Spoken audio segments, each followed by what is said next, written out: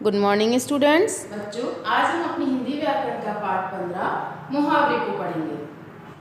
बच्चों, हम अपनी बात दूसरों से कई प्रकार से कर सकते हैं। उसमें एक तरीका है साधारण तरीका और दूसरा विशेष तरीका।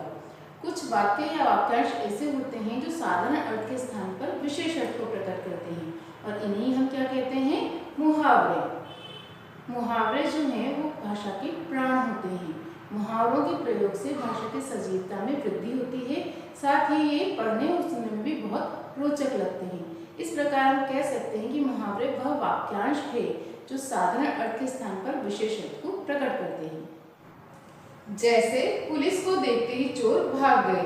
यह एक साधारण अर्थ को प्रकट करने वाला वाक्य है, लेकिन जब इस वाक्य में हम पुलिस को देखते ही चोर 9-2-11 हो गए, इस प्रकार 9-2-11 होना एक मुहावरा है, उसका हम प्रयोग करते हैं तो यहाँ पे एक विशेष अर्थ प्रकट हो रहा है।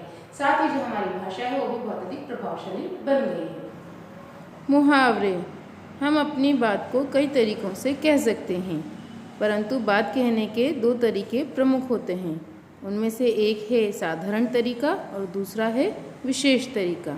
आइए इस चित्र को देखते हैं। इसमें एक बात को साधारण तरीके से कहा गया है कि सिपाही को देखते ही चोर भाग गए, और वहीं एक विशेष तरीके से इस बात को कहा गया है कि सिपाही को देखते ही चोर 9-2-11 हो गए।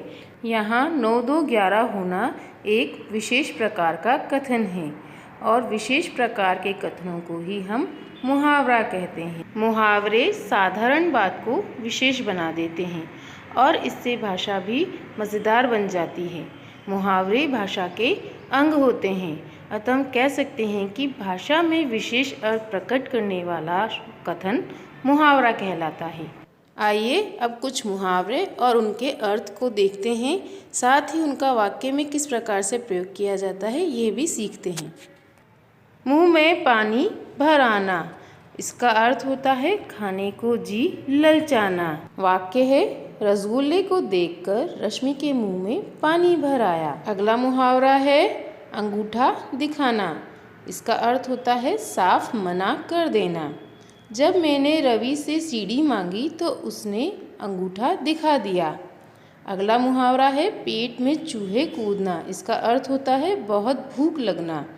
मम्मी जल्दी खाना दीजिए, मेरे पेट में चूहे कूद रहे हैं। अगला मुहावरा है भीगी बिल्ली बनना। इसका अर्थ होता है डर जाना। वाक्य है कमरे में अंधेरा देखकर नीतू भीगी बिल्ली बन गई। अगला मुहावरा है नाक में दम करना। इसका अर्थ होता है बहुत परेशान करना। आजकल बंदरों ने हमारी नाक में दम कर रखा है। अगला है दांत निकालना। इसका अर्थ होता है हंसना। हर समय दांत निकालना अच्छा नहीं होता। अगला मुहावरा है आँख लगना। इसका अर्थ होता है सो जाना। वाक्य है पुस्तक पढ़ते पढ़ते मेरी आँख लग गई। अगला मुहावरा है घोड़े बेचकर सोना। इसका अर्थ है गहरी नींद में सोना।